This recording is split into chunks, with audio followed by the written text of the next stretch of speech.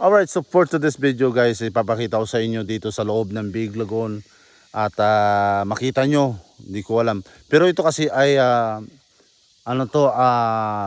ngayon lang yata nangyari ng ganito.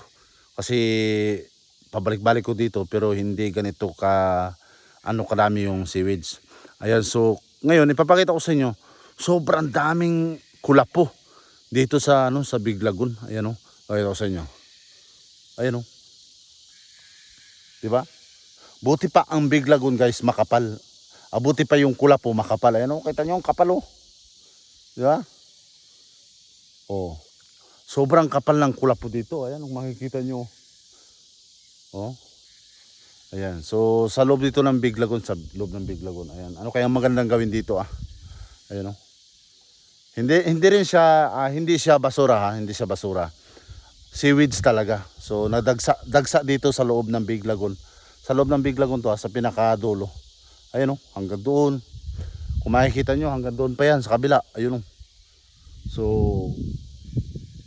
first time ko na nakita ganito sa loob ng Big Lagoon, Nagito kakapal yung kulapo, Ayan, kung nakita nyo. Ayan, so, ano kaya magandang gawin dyan? Ayan o, ang dami.